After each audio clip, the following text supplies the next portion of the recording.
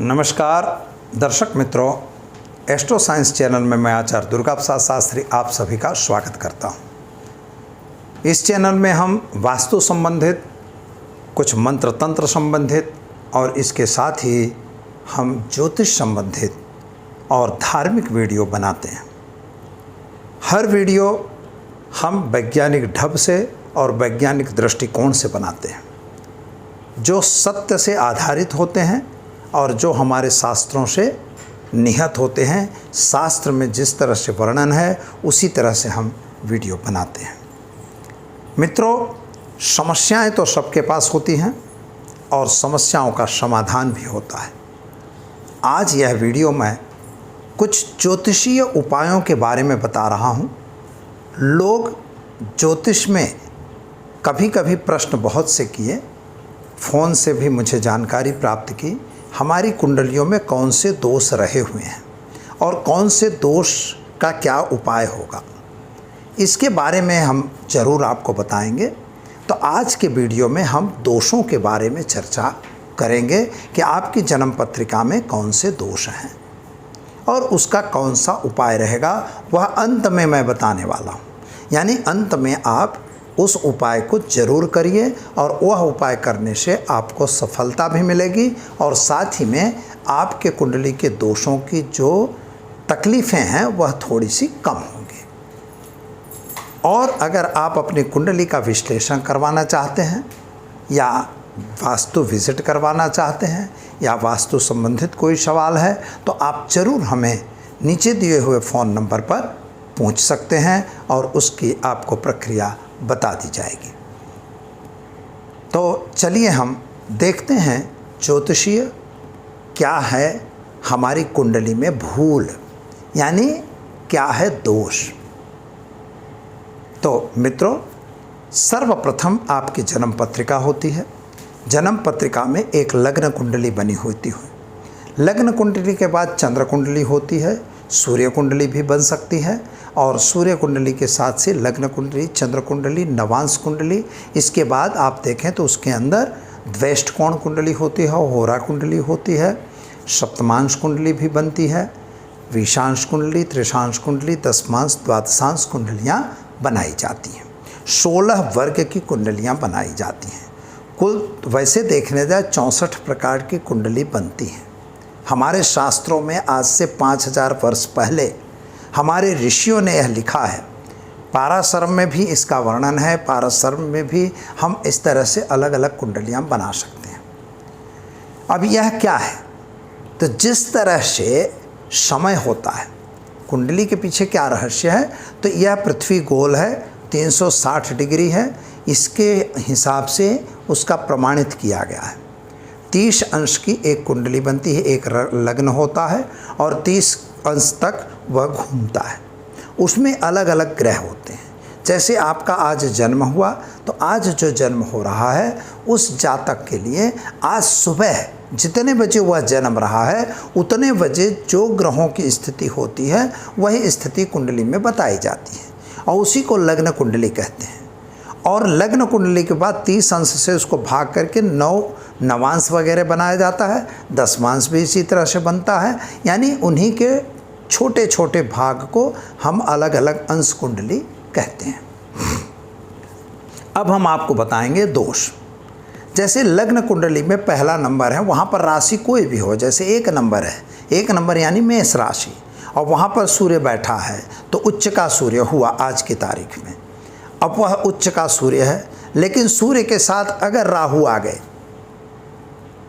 है नहीं आज की कुंडली में नहीं है, लेकिन आपको हम बताएंगे कि सूर्य के साथ अगर राहु बैठ गया, सूर्य के साथ अगर केतु बैठ गए, सूर्य के साथ अगर उनकी दृष्टि लग गई, राहु यानी राहु की या केतु की, तो वहाँ पर भी वह ग्रहण दोष कहलाता है। और यह अक्सर कब होगा, जब आपका जन्म अमावस्या या पूर्णिमा को हुआ होगा। अमावस्या को जन्म होता है तब ये दोनों साथ में रहते हैं और अगर पूर्णिमा को हुआ है तो ये दोनों अलग होते हैं, सामने हो जाते हैं। तो यह स्थिति को जो कहते हैं, चंद्रमा और सूर्य एक साथ अगर आ गए हैं तो चंद्र और सूर्य की युति बन जाती है, उसे युति कहते हैं। तो चंद्र और सूर्य ये अक्सर अमावस्या को होंगे, 14 या अमास को एकम तक रहते हैं, 2.25 दिन का चंद्रमा होता है। इसी तरह से अगर चंद्रमा और सूर्य सामने हैं तो आपका जन्म जो है वो पूर्णिमासी को हुआ है, यह कन्फर्म है। पूर्णिमास का मतलब 14 भी हो सकती है, एकम भी हो सकती है, पर वहाँ पर होना चाहिए। तो सूर्य और राहु के साथ जब कभी दो ग्रह मिलते हैं तो उसे ग्रहण दोष कहा जाएगा। इसी तरह से ग्रहण दोष अगर जिस स्थान पर बना है मित्रों, स्थान महत्व का होता है। जैसे प्रथम भाव, तो प्रथम भाव शरीर है, तो शरीर में अगर ग्रहण दोष लगा हुआ है तो आप समझिए उस व्यक्ति को मेहनत ज़्यादा करना है, फल कम मिलना है। मेहनत के प्रमाण में उसको फल नहीं मिलता, शारीरिक तकलीफ़ें होती हैं, मानसिक तकलीफ भी होती है, शरीर में कुछ आदि व्याधि उपाधि भी होती हैं। सप्तम भाव में केतु या राहु बैठे हैं तो पति पत्नी का भी संबंध कम रहता है, पति पत्नी के साथ भी तालमेल कम होगा, मित्रों का साथ नहीं मिलेगा, दैनिक इनकम का कोई काम करेगा वहाँ उसको नुकसान होगी। इस तरह से अलग अलग नुकसान का कारण यह ग्रहण बनता है। अगर वही ग्रहण दूसरे भाव में आ गया तो वह परिवार का भाव है, धन का भाव है, तो धन का भी नुकसान करेगा, परिवार को भी नुकसान करेगा, बचपन में अभ्यास को भी नुकसान करेगा। वही स्थिति अगर आपके पराक्रम में आ गई है तो वह व्यक्ति विदेश गमन के लिए तो कारगर रहेगा, विदेश में जा सकता है, लेकिन उसके पराक्रम की वृद्धि नहीं होगी, वह कहीं ना कहीं नुकसान होती रहेगी, उसका मान सम्मान नहीं रहेगा, उसको समाज में लोग मतलब निगलेक्ट करते रहेंगे। ऐसी स्थिति का निर्माण, वही स्थिति अगर चौथे भाव में आ गई तो चतुर्थ भाव आपका दूषित हो गया, और वहाँ पर जब दूषित हो जाता है तो क्या बन गया कि वहाँ माता के लिए तकलीफ़, ज़मीन के लिए तकलीफ़, आपके पुत्रों से लेन देन के लिए तकलीफ़, यह सभी तकलीफ़ें आपको भोगनी पड़ती है। यानी कुल मिला के अगर देखें तो यही जो ग्रहण दोष है अलग अलग दिशाओं में घूमेगा। 12 भाव है कुंडली में, जिस भाव पे जाएगा उसी भाव को नुकसान करेगा। इसका उपाय भी करना चाहिए, उपाय मैं अंत में बताऊंगा। अब जैसे मान लो शनि के साथ चंद्रमा आ गए तो चंद्रमा मनस हो जाता, चंद्रमा मन के कारक हैं, शनि दंडाधिकारी कहे जाते हैं, यद्यप पापी ग्रह है, तो शनि पापी ग्रह के साथ चंद्रमा का आ जाना यह स्थिति क्या निर्माण करेगी, तो वहाँ पर डिप्रेशन पैदा होगा। शनि चंद्र का विष योग कहा जाता है, उसे जहर कहा जाता है। तो जहर यानी विष दोष हुआ। अगर लग्न स्थान पर विष दोष है तो व्यक्ति डिप्रेशन में जरूर रहेगा।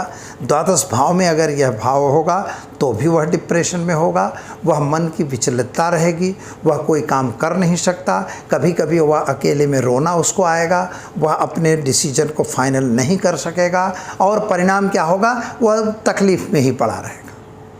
यही भाव अगर एकादश में है तो सोर्स ऑफ इनकम घटेगी, उसका डिप्रेशन उसको रहेगा। दशम भाव में है तो उसके मतलब कामकाज में तकलीफ रहेगी, कामकाज का डिप्रेशन बना रहेगा। जिन व्यक्तियों के छठे भाव में अगर शनि चंद्र का विषयोग हो गया या द्वादश भाव में शनि चंद्र का विषयोग हो गया तो आप यह निश्चित तौर पर समझिए वह व्यक्ति डिप्रेशन की गोलियां जरूर खाएगा। तो डिप्रेशन न आए, मन निराश न हो जाए, अकेले में रोना ना आए, और किसी भी चीज़ को लेकर वह दुखी न हो जाए, ऐसा अगर करना है तो इसका उपाय आपको जरूरी है कि करें।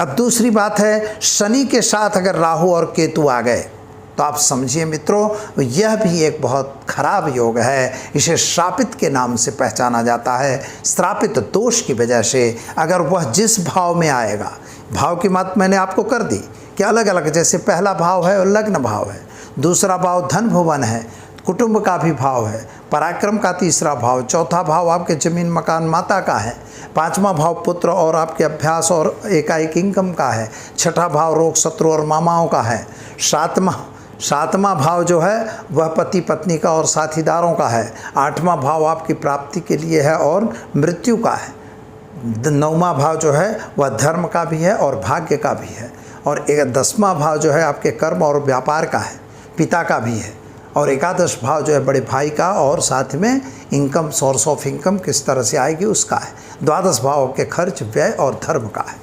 इस तरह से जो अगर 12 भाव हैं, जहाँ भी यह योग बनेगा, यह दोष बनेगा, शनि और राहु साथ ही में केतु, चाहे शनि राहु हो जाए, चाहे शनि केतु बन जाए, ऐसी स्थिति अगर बनेगी तो आप समझिए उस व्यक्ति के कार्य बनेंगे नहीं।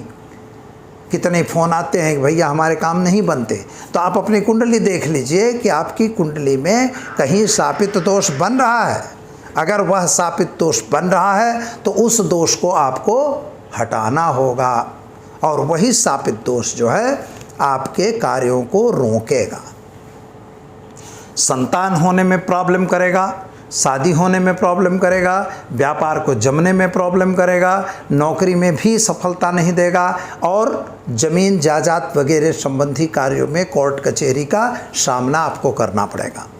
ऐसी स्थिति का निर्माण यह शापित दोष करवाता है, यानी इसकी शांति परम आवश्यक है। अगर आप यह करवाते हैं तो अवश्य आप आगे बढ़ सकते हैं, अन्यथा आपको जहां है वहीं रहना पड़ेगा। उपाय हम अंत में जरूर बताएंगे। तो मित्रों, इस तरह से जो दोष होते हैं कुंडली के, अलग अलग दोष हैं। 3 दोषों की आज हमने आपको चर्चा की है, और तीनों दोषों पर आप विचार करिएगा।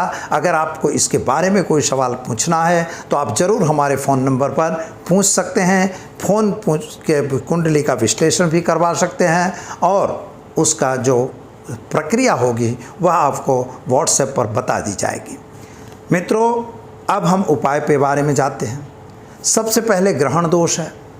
ग्रहण दोष के लिए एक स्थापना की जाती है। स्थापना करके उनके कुछ मंत्रों के जाप किए जाते हैं, जो आप नहीं कर सकते, क्योंकि कुछ मंत्र जो ब्राह्मणों द्वारा किए जाएंगे, कुछ मंत्र गुप्त होते हैं। उन मंत्रों की गुप्त दीक्षा बिना उन मंत्रों को नहीं किया जाता, यानी दीक्षित मंत्र ही उसको कर सकते हैं। ऐसे भी मंत्र हैं उनके, और उन मंत्रों को करिए। और एक छोटा सा उपाय आप जरूर करते रहिए।